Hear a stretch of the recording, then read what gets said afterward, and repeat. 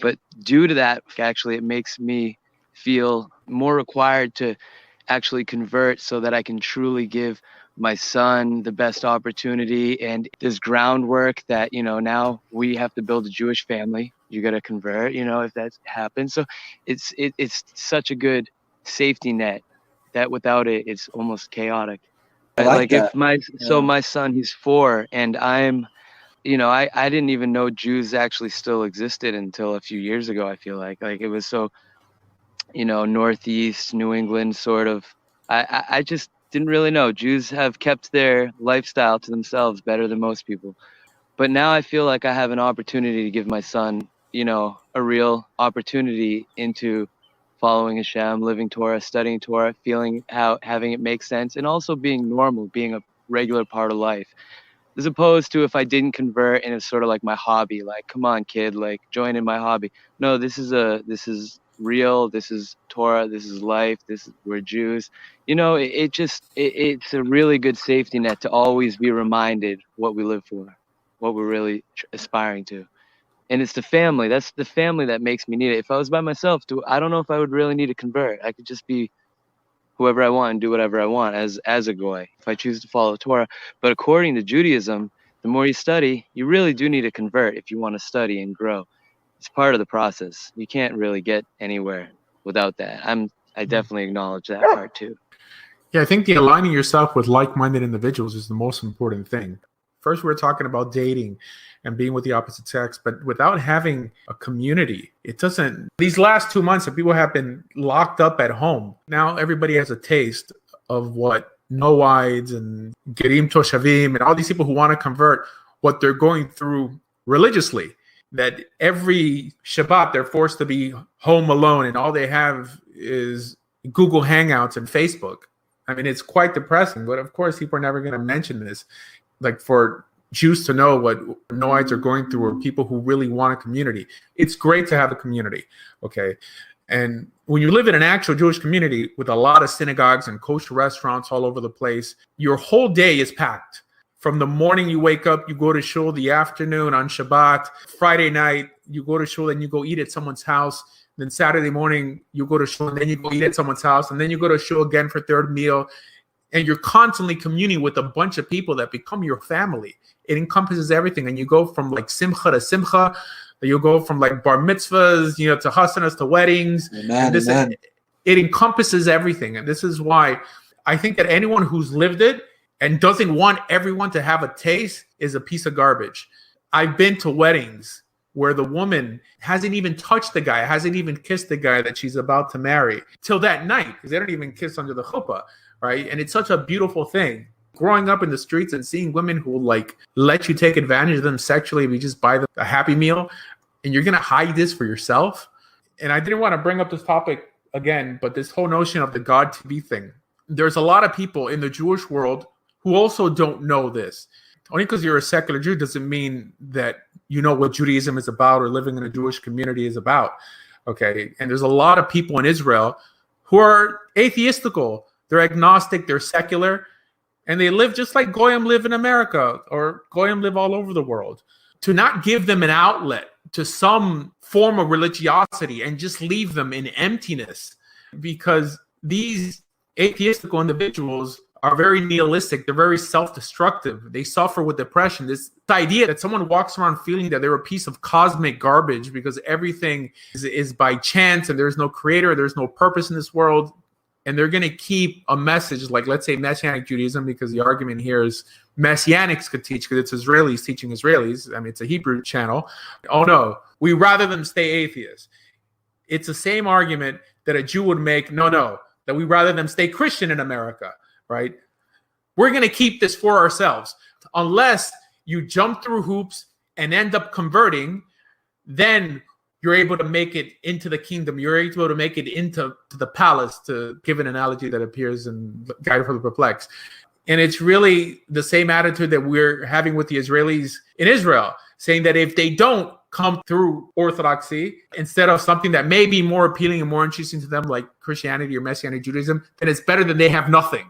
It's just primitive approach. It's called first stage thinking, that people get stuck on this rut of first stage thinking. and not realize that life is not about perfection and complete cruelty, but the best is the enemy of the better. We have to sort of weigh things out, that some things are a little better than other things, and some things are better than nothing. But this attitude that it's all or nothing is what has the world down and keeps you from progressing. This is why it breaks my heart when I think of Noahides who love God, who've given up their friends and their family, and these Jews have no problem making their life impossible, making it difficult to convert, so difficult, a lot more difficult than they make someone who happens to have Jewish pedigree return. Right? We have to sympathize with people. You know, I converted over 20 years ago. I lost all my friends. I lost my first wife because I chose to follow God and Torah, the right path. And if people can't sympathize with that, and they're like, oh, Jorge, or you're a fake. This notion of fakeness, and it's a shame. The people who insult the most are converts themselves, people who are converting, because my biggest enemies are Noahides and converts. Most Orthodox Jews have more decency. I've never really heard Tovia Singer insult anybody, or Michael Skobach, but their students have a different message just because they haven't been sensitized with Judaism and a Jewish community. All they study is counter-missionary work. So we have to start caring about other people and be in the business of saying that what's good for us is good for others. We have to preach what we practice, right? And that's what Jews don't do. Yeah. I got to say that, Rabbi, and I got to say when that day when I decided to do my own Avraham, lachacha, right? Go to myself that day and back, you know, over 6 years now, well, almost 6 years. And I have to say it was one of the best things I ever did. And just finding a shul to go to and finding a community I never knew existed. I never knew in my own backyard for years. I lived in where I am in this area. And I never knew there was such an experience, such a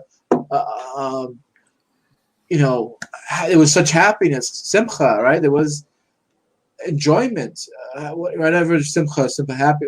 It was just, I got to give a bracha to everyone in the room, just that everyone may experience what I experienced, and it seems like you did. Yeah, you know, we gave up a lot. I relate to that, John. Isn't that amazing when you first find, like, you know, a synagogue that you see the Torah for the first time, or even the first several times, like the first few months, it's like a lust. It's like a new relationship with a woman that you've never known existed. Amen. And that beginning period, really, I thought conversion was crucial, had to happen right now. I got to take it all in, all or nothing. It was a few months. Many months, you know, later, I started falling off a little bit. Going up and down. It's give and take, you know. I started not driving on Shabbat, so I didn't get to go to synagogue anymore. But you know, I suffered in other areas of. It was a Thursday. I was going. I remember. I went at night. I went a Wednesday night, and I said, "What do you do here?" You know, I'm looking for. You know, a spiritual advisor. I joke with the rabbi because there's a couple of block, like half the block down from where I am, where the shul is. There's like this tarot card reader that says spiritual advisor. I said, I'm looking for a spiritual advisor. He got a chuckle from it, and you know, he kind of pushed the Noahide thing, and he said, you know, there's a website called Ask Noah. You know, you can find questions there. And then I kind of ignored that because at the time I was already a Noahide. And I said, well, I really want to do the Jew thing. I want to do the Jewish thing. So what do you guys do here? What's the situation like? And he says, well, you know, we daven every morning and night. And I had no idea. I had no idea that, you know, the shul is only open at mornings and nights. I thought it was just like a church where it's just like a guy sitting there and he's just waiting for people to show up. Oh, okay, mornings and nights. Really? Okay, Baruch Hashem, I'm going to come. And it was the next day was Thursday morning. And for those who don't know, every Monday morning, every Thursday morning, and of course Saturdays, they read from the Torah. And I remember just, you know, walking in 7 o'clock in the morning. I got my Siddur. I don't know what I'm doing. I'm fooling around like a moron that I am. And the guy sitting next to me helping me. Oh no, it's this page 80, page 89, page 90, 91. Okay, good. And all of a sudden, you know, I'm sitting there. I'm trying to read. He goes, no, you got to stand up now. I go, okay, stand up. What's going on? Oh, we're opening the ark. Oh, we're opening the ark. What's the ark? And then I look over and there's an ark. They're doing the whole ceremony, and they're opening the ark, and there's a Torah scroll. You start falling in love right there, huh? Right there, you starstruck. You like you saw. I'll tell you guys, you can't really experience this fully, like unless you're Jewish. I'm just saying because they won't accept you. The average Jew, the average rabbi, doesn't know what a Noahide is. Like people think like, oh, I'm a proud Noahide, I'm a proud Ger Toshav. No one knows what that is. No one. The average rabbi doesn't know what that is. You're like, you're not Jewish. I mean, some don't even want to convert. You just want to hang out here. That's what you are. You're a Torah-phile. You love Torah. Because there's going to be a lot of confusion. People are not going to know whether to count you in a minyan or not. They're going to accidentally count you in a minyan. They're not going to invite you for holidays because some people have this thing that you can't cook for Gentiles. They don't know where to place you, and they're not going to trust you also because part of the conversion process, although I'm against it being so long, is for them to build trust, okay, and know that you're serious. Because if someone converts nowadays and they jump through all the hoops, it shows that at least they're serious. And after you've spent a whole year in a community, that's it. People accept you. Okay. So you're saying I kind of got it. To be honest, what you're saying is I kind of got lucky going to the shul that I did, the Chabad house that I went to just right away. I'm sitting next to people and they teach me how to pray and I got to kiss the Torah for the first. But trust me, half the people there, or probably 90% of the people who saw you, probably thought you were Jewish. Okay? Yeah, that's true. I mean, yeah. You have a black hat on, a black coat, and a long beard. I'm just saying. No, I dress probably like with blue jeans. I mean, so once they find out that you're a Gentile, they're not going to trust you. In the back of their mind, even though they're not encouraging you to convert, they're thinking like, why aren't you converting? Or why don't you have your crap together enough to convert? And they're going to think this guy is probably an undercover something. Oh, you're saying if you're saying, okay, let me ask you this question. So what you're trying to say is, well, I don't know, it's a statement more of a question, whatever. You're saying if you're coming as a Gentile into a shul just to participate as an individual is different than like going to a conversion program and being there for a conversion process. Right. Are you saying there's a distinction that Jews make on that? Shuls are not equipped nowadays to welcome Gentiles in. The only Gentiles that are welcome in shuls nowadays are the staff, or the people who turn on the air conditioner and turn it off and who throw the trash away. I'm telling you, they don't know what to do with you. They're most likely not going to invite you to their house for Shabbat because they don't even know who you are. Like they don't know. Now, if you're in a conversion process, then people know that the rabbi vouches for you. You know, you shake his hand and they'll ask, oh, he's converting. If you're just a Gentile and you go, like, I encourage Gentiles to go to synagogue, but Jews, again, are not the most welcoming people. And if they find out you're not Jewish, and if you don't tell them you're not Jewish, they're going to think you're Christian because that's the way it is. They think if you're a Gentile, you're a priest. They don't even know what a pastor is. Well, and you're out to hurt them. I'll tell you right now, they'll let you participate until coronavirus, and then you're definitely not part of the minyan at that point from experience on this end. But another thing is that most people coming from Christianity or from some non-Jewish movement, they're very respectful and they're always waiting for people to come up to them and invite them for Shabbat. That's not going to work in the Jewish world. And I learned this the hard way. You have to invite yourself to people's houses. You have to be in their face. You have to go up to them, shake their hand, say, do you have room in your Shabbos table today? And they're used to it because they're in your face. And this is how you grow in the Jewish world. And I learned this. So I had to go to Israel to figure this out. Because in America, I realized no one was inviting me but for Shabbat meals after I converted. Or even before I converted, for sure, but not before I converted. And then when I went to Israel, I realized, because so many people open their house for Shabbat there, that you invite yourself to people's houses. You have to go up to people, shake their hand, say, Shabbat Shalom, good Shabbos, how are you doing? Play the same game they do. Play Jewish geography. Who do you know? What do you do? You always start off with, what do you do? And don't be a burden to the community. How you holding? They love to hear that. How you holding? Right, how you holding? Yeah, Can I ask the Rav a question before he, heads off for some jog or something? Yeah, good. You're not leaving us for a jog, are you, Rav? And like in 15 minutes. 15 minutes. I sensed it. I'll give you an option on the question because I have a few questions. My question is very sort of personal, which is, are you there? I'll just ask it straight up for like how much do you commit yourself to being there for people that you convert? Like normally I would expect that maybe we go through the conversion process, get to know each other before conversion. If I were to come to you like, do you like having Is your phone number in my pocket when I have crazy questions? I call you. You're there. You're my rabbi, or are I'm you very like a approachable. Rav? You guys could call me anytime you want, but I'm not technically there for everyone I've converted. I converted hundreds of people, but I'm there. I mean, just call me on the phone.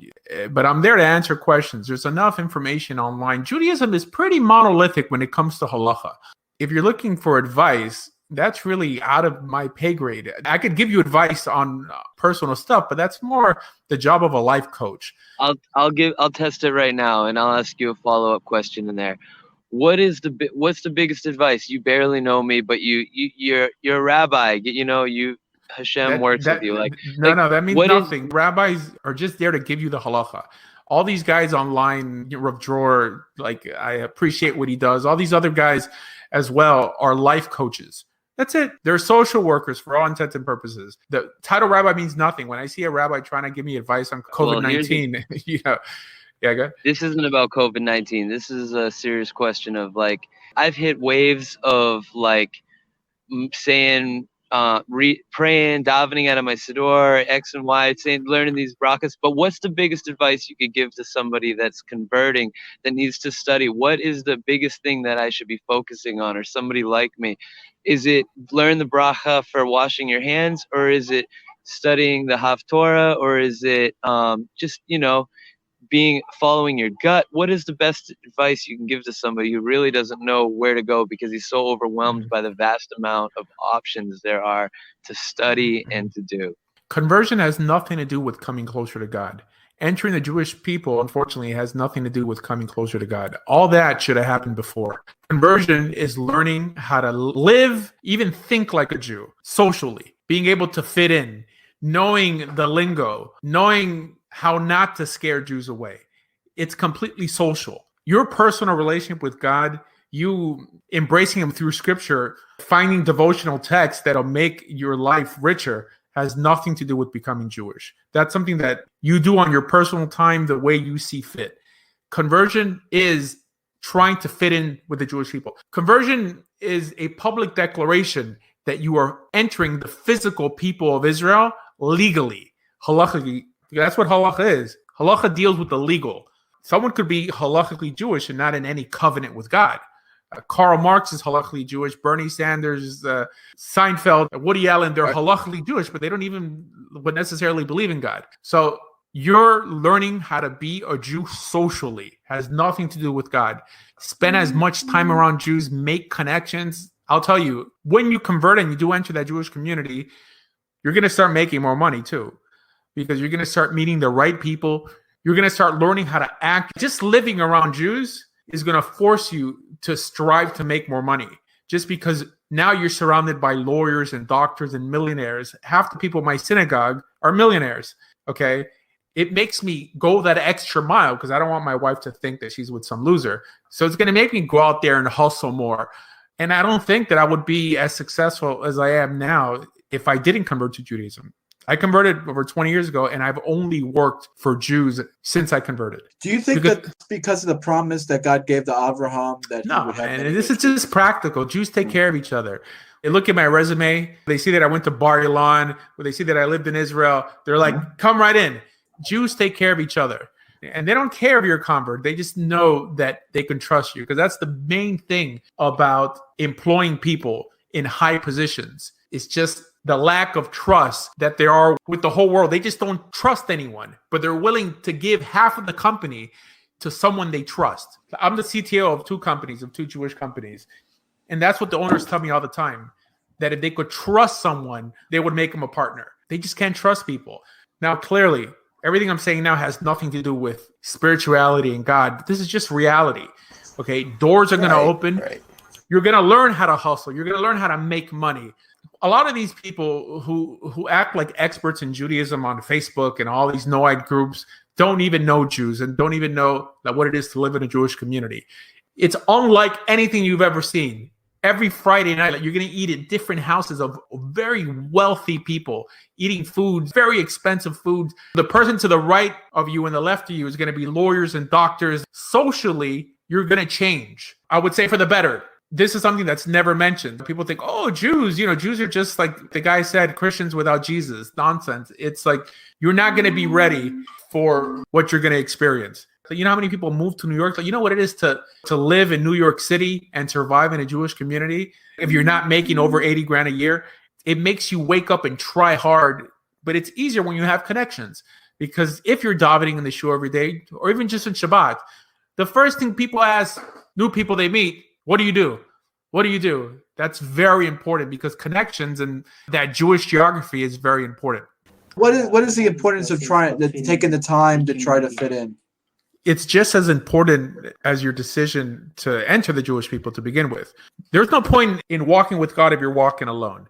Making the world a better place is a team effort. You have to align yourself with like-minded people. So getting along is as important as choosing to join. So okay. Let me ask you this, though, because it seems like, well, let's not rehash some things we always talk about.